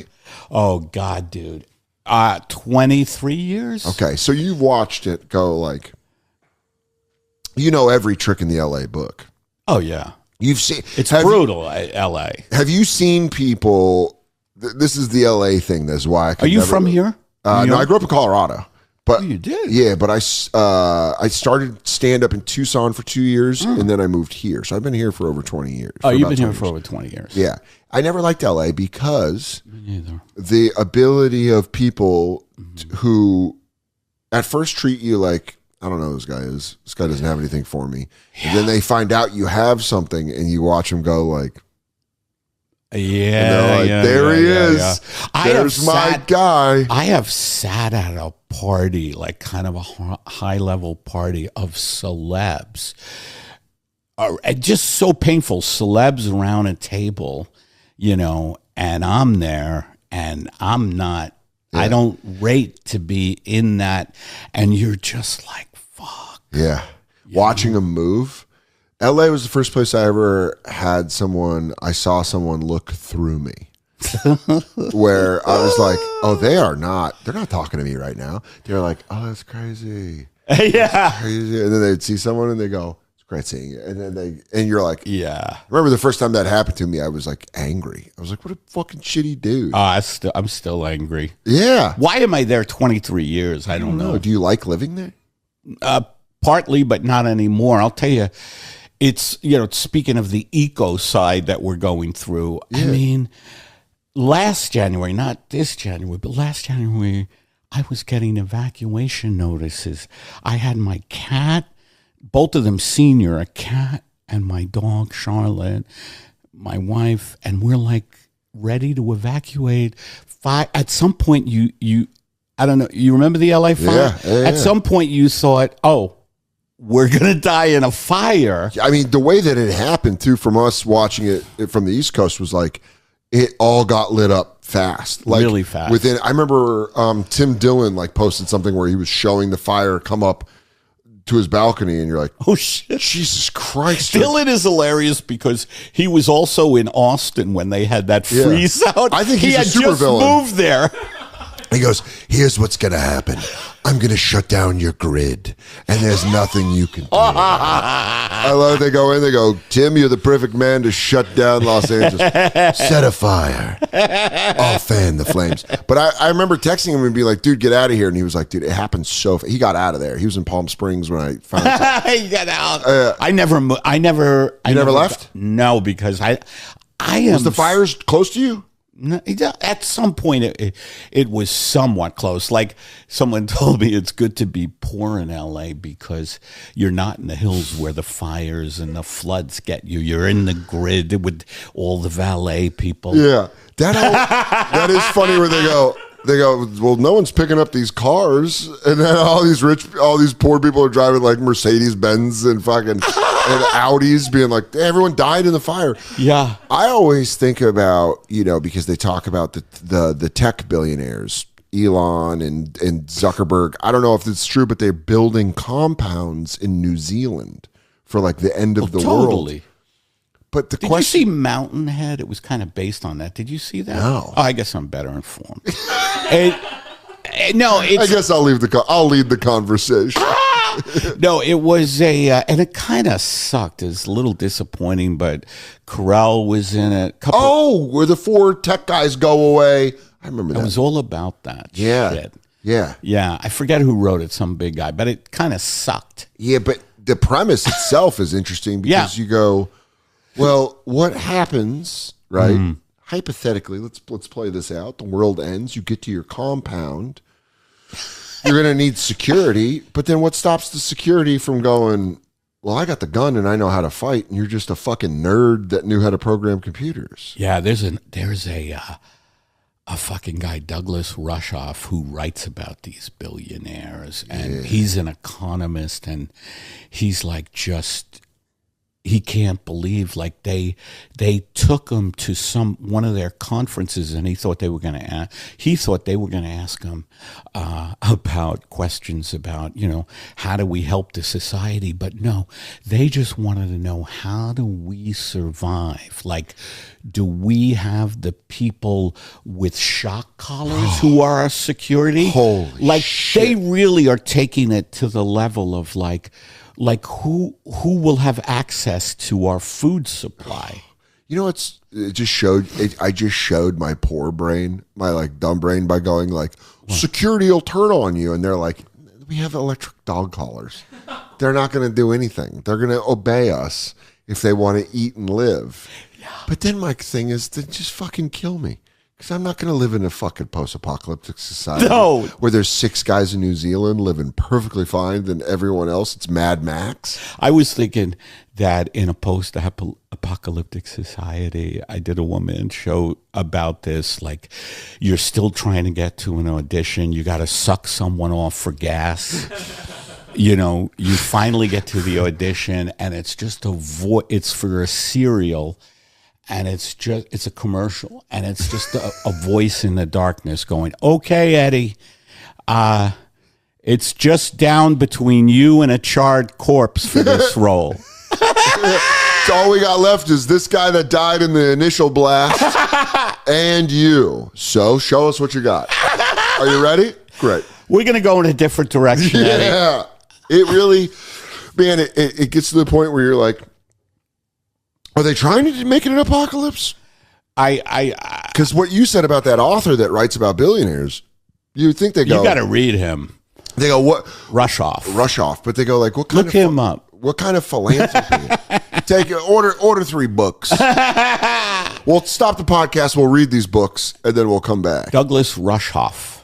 But it's amazing that you go, a normal person thinks, well, what are they going to do with society or whatever? And billionaires go, we don't give a fuck. They don't care. At least the Vanderbilts used to make libraries and shit and hospitals. You know? Jacob, do you think we should put in a bathroom for the proletariat in the library? Okay. Fine. I guess they admit liquids like we do. Did you find it? Go ahead. Talk about it a little. Yeah, let's bring him out. Can they hear you? No, not really. He's off mic. Fuck. But Douglas Rushkoff. Name the books. He's an American theorist, writer, and he Name the books. First off, I'm looking at his education. He's got a BA from Princeton. He's got his master's from Colorado. I mean, this guy went to the American Film Institute. He's a good guy, though. Bibliography. No, just his books. His books are Free Rides, How to Get High Without Drugs, Siberia, Life in the Trenches of Cyberspace. This is in 94. And then as he goes forward, shit starts getting real. 2010, he wrote Program or Be Programmed, 10 Commands for a Digital Age paperback, Throwing Rocks at the Google Bus in 2016, 2019's Team Human. That's a good one. 2022's Survival of the Richest, which is probably going to be the one that I read. That is great. And then 2024, Program or Be Programmed, 11 Commands for the AI Future. We haven't read that yet. Paperback. But he's great to read because he understands these fucking lunatics. Yeah, and they say that the most read chapters of his is chapter 8 in the book Survival of the Richest. What's that chapter? It's called Extinction Rebellion. Oh, dude. This is not a drill, an Extinction Rebellion handbook. Yeah, Extinction Rebellion is the name of a group. I don't know if you know that. No. But they actually do stuff like real shit to try to stop the ecocide. Like in London, they fucking block the M5. Like they do real things. They don't do a very nice, they don't do a very nice march where they're not, sing songs. Yeah, and talking to the police. They fucking just block the machinery of capitalism. I couldn't do it. I know, it's I don't scary. have the balls to do it. I'm old now. Yeah. That's my thing, is that I have a bad shoulder. That's really funny. That's your excuse for it. They go, why didn't Eddie fight in the apocalypse? And you go, that right shoulder of his? It is the right shoulder. We don't know if it's a rotator Do you know I cuff? can't sleep on my right side now? It's really gotten... Have you gone to a doctor? I don't. I'm very old school, I will only go to a doctor if I see blood on the mattress. That's really funny. I'm thinking about going soon because Just it to get hurts. your shoulder. Yeah. Do you try to prop it up on a pillow? I work out. But just when you sleep, it fucking hurts? I can't sleep on that side. Anyway, it's a whole fucking... I don't know why I brought that up. Funny.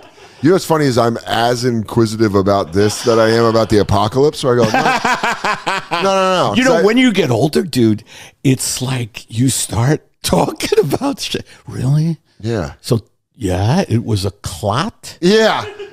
I just had that. A buddy of mine had got deep vein thrombosis, and I go fuck. So what are you doing? He's like, taking pills, and I can't do this or that. And you go, but I'm at the age now where I'm in my 40s. In my 20s, I would have heard that. I would have been like, yeah, it sucks as I'm lighting a cigarette. I'm like, yeah, good luck. And now in my 40s, I go, what was the first sign? Yes. Because I'm waiting for it to be like, ooh, if my right shoulder starts hurting. Oh, yeah. Did you ever smoke cigarettes? No, just a lot of weed. Okay. I was a cigarettes guy and a weed guy. Still. Never a cigarette. Are you off of cigarettes now? Yeah, I've been 13 years without smoking. Oh, great. But You did some damage. her and I want to come back. Katie and I are looking to smoke. Is that right? Because of all the shit? Why not? Why not? Why not? If I'm going to be going through. Is it a real pleasure? Yeah. It's. By the way, this would be funny. A commercial for smoking as the society collapses. Yeah, here you go. Listen, hey, it's all fallen. Might as well have a Marlboro Red. Things like that. Yeah. Things like, as you watch the chaos outside and have limited access to food supply, and it's going to be 130 tomorrow, you know what might be nice? A Marlboro Red. That's what it is. That's how you sell it, where you go, not only is it an appetite suppressant, but you can light it off the burning buildings. Every time. I did that thing about the only thing I like about the LA fires is that I like cigars and I just lean out the window. It's really funny. Thanks, God. Well, my family's from Northern California, and they've dealt with fires. My grandma lived in Lake County, which was like central to where all those fires happen in Northern California. Is that near Mount Shasta? No, it is. It is by it's by Ukiah. Okay, I don't know if you know where Ukiah is. It's up is it near north Oregon? of San Francisco. Oh, okay. It's south of Oregon. It's about 3 hours north of the Bay Area. Oh, okay. Yeah. And it's I've been up to fucking Eureka now. Yeah. Doing comedy. Eureka's fucking cool. It's so fucking Eureka's cool. very Mendocino. It's like east of Mendocino. I don't know if you know Mendocino. I don't want to brag about do I know Mendocino or not. All I'm saying is if you watched Murder, She Wrote. I never did. I had no interest in that. I'm reading Rushoff. I Survival of the Richest. Well, I'm watching Lansbury, and I'm seeing how all this shit goes down. And I saw her live when she was like 90-something in L.A. That's the thing you do in L.A. Like my wife will go, Angela Lansbury's at the Beverly Hills Cinema today introducing, the Orient Express. She was in that.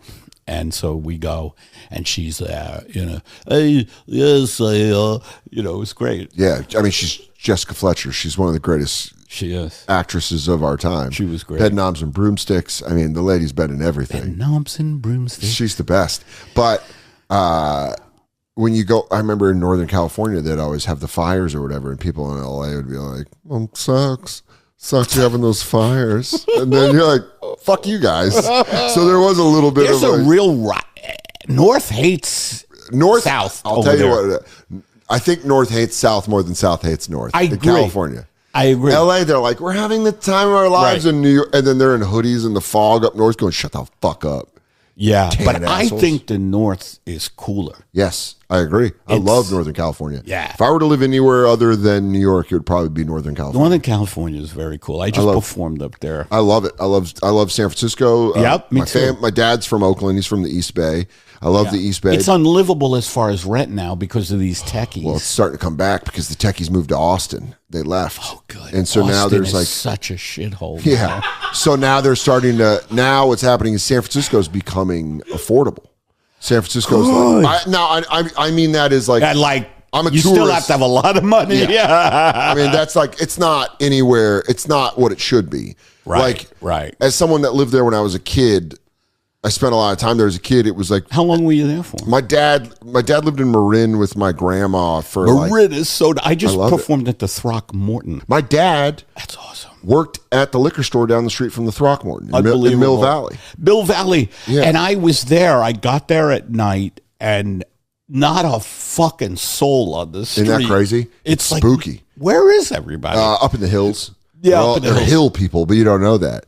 They don't let you know that they're all liberal hill people, where they go, everyone has rights. Return to my hills. Yeah. But that's a part of my childhood that was probably my fondest memories. Is that right? We're staying out there in the summers and winters. What years were you there 92. I mean, for you 89 to 93. Oh, okay. You there were like 5 years. Yeah, okay. I spent about from when I was about 5 to 10 years old. I'd go out because my mom lived in Denver, and I'd go out. Yeah, so you did a lot of playing outdoors. It was great. I'd run around. Yeah. There was like a lot of, especially in Mill Valley. Yeah. Children have to run around on treadmills now because it's so dangerous out. Parents just have treadmills. Which is crazy because we were just free range dodging kidnappers. Yes. There was and this is when I grew up in Aurora, which is in Colorado. Yeah, which is southeast of Denver. It's a nice suburb. Yeah. One time I was walking to school and I used to cut through this backyard. I'd cut through because it took like 20 minutes off the walk. Right. So I cut through this guy's backyard and then went through this drainage up into my school. And one time I was in 5th grade and I'm like walking to school and this van just pulls up and then like pulls in front of the house and the door opens and I fucking run. You knew it was and I bad? run and I was like, that's a kidnapper. And the guy went, whoa. He goes, I live here. Oh, shit. And I came around the corner where the house was and I remember specifically him going, but good job. Yeah, he was like impressed with, I was cutting through his backyard, but he was like, hey, good job. A van rolled up on you and you just took off. And I was like, what a brilliant move it would have been if he'd been like, no, come here. Yeah. That's how he could have got me. Yeah, it was positive reinforcement. Yeah, I'd have been totally. like, thank you. And he's like, yep, you're mine now. There are some very shrewd serial killers. That's what I've learned through Netflix. Very shrewd. You can't be pussyfooting out here while you're catching your victims. You gotta. It's ABC, ABK. Always be killing. Like when I read that, who was it? Was it Bundy who did that thing where he faked a broken arm? That's what they did in Silence of the Lambs. They based it off Ted Bundy. That's yeah, right. Ted Bundy would go, "Hey, I broke my arm. Could you help me with the couch?" And he was handsome. That's what I have going for me. Yeah, is my handsomeness when I just with the ladies. And they go, oh, am I? And I've got to stand up. They go, am I falling in love or am I being sex trafficked? That's what I need to know. Eddie, you've had so many starlets over a dinner go, Eddie, am I falling for you or are you turning me into a sultan sex slave? Has there ever been a movie about a serial killer comic? No. That might be funny. Yeah. And scary. Like, do it realistically. Because then we would start looking I don't want Will Arnett as the guy. We would start looking at people going, Are you who they based it off of? This guy's charming. There's a couple comics, and I won't say names, but you know the rule on this podcast. If I say somebody, come to my show live, and I'll tell you the name. That's great. That's how it's unfair to keep secrets. I just name them. Yeah, I name them, and then I call Mike. And then you 3 say, in the morning, and I go, you "You gotta hit that the fuck out." I know. You gotta hit that. I know. Dude. I'm going to LA. I'm gonna fucking see him. But there are comics that I've seen that I know that I would go like, oh, I think if he became a serial killer, if they found bodies. Yeah. I remember. I remember Dan St. Germain said that about Facebook, about a comic where he's like, man, these Facebook posts are going to make a lot more sense if they start finding bodies. And that's what he wrote me one time. And I was like, yeah, you're absolutely right. Are you good buddies with Dan? Oh, he's like my... Does he live here? Yeah. I didn't know. Well, now he's up at... Yeah, I knew him up in L.A. Yeah, when he wrote on Superior Donuts and that stuff. Yes. Yeah, he's doing great now. He's out here. We're writing partners. We have work on shows together. He's the man. I love Dan St. Germain. Still sober? Yeah. Good. He's he fights he fights for it. He's doing a good job. But he's the fucking man. He's so funny. Oh, cool. And he would never hurt a fly, so he's not who I'm talking about. Oh God, the phone calls. Mike, it's Dan. I want you to cut from minute 3 to minute 40. What I need you to do is, now hear me out. I need you to cut minute 36 to 37. Yeah. Put it on the back end at minute 8 and 9. Yes. It's going to look like we're talking about Even get rid of Liberace thing. I know his son. I know his son, Michael Liberace. Right. I'm not going to be invited to the compound on Martha's Vineyard. Yes. Yeah. Have you ever had somebody that you loved and knew a long time in LA change that you saw them? Like, did you ever watch like The Business Get Them? Where you go, damn, you really... Oh, I think so. But I don't know. Do you stay to yourself? I kind of stay to myself. I always love that about you. I kind of stay to myself. I don't really like... Every time I've ever been on a show with you, the feeling is like the outdoor cat came inside. Everybody goes, he never does this. Don't pet him. Yeah, that's exactly it. They go, no. You come in and they go, and he's inside. And then you curl up and they go, he can go up whenever he wants. He's going up. Yeah. I think you are one of the funniest human beings of all time. I have watched your stand-up with pure enjoyment. the entire time I've done comedy. It's very rare. I think I've became jaded on a lot of people. But if you've never watched Eddie Pepitone, go on YouTube and you have, I think, like 3 or 4 specials up there. How many specials? Well, I don't know, but the new one is called The Collapse. The Collapse is fantastic. Where did you film that? Chicago at a place called Lincoln Hall, which is mainly for, you know it? I know Lincoln mainly Hall. For bands. Yeah. But wonderful, The Collapse, wonderful introduction by Gary Goldman. Yes. I'm doing a show tomorrow in Union Hall. Hell yeah. Gary's man, one of is he a good he's a comic. Like he's a craftsman. He is him a comic craftsman. It's Joe List and I always talk about this, but you watch a Goldman bit and it's like admiring a wonderful piece of furniture where you go like, how did he do the ends? How did he get the ends like that? Yeah, that's perfectly put. Yeah, you go, I've been woodworking my whole life and I can't get... It's so funny because I love Gary and he's a big fan of mine and we are opposites. Yes. Like I go up there just spewing shit and he's up there... It's everything is like... Yeah. It's, I don't know, man, but it's... In a world where there's so much shit... In a world with poop everywhere... Find people you like and then support them. And I think you're one of those guys where it's like, I was so happy you were coming on the podcast. Thanks. Because I think you're fucking hilarious. The Collapse on YouTube. Go watch it. I watched it. It's fucking fantastic. I didn't want to give away too many bits. The Apple Watch is the opener, so you can't get fucking mad at me. Yeah. We'll put the link down there. Great. Eddie Pepitone, New York City legend. LA phenomenon. Trying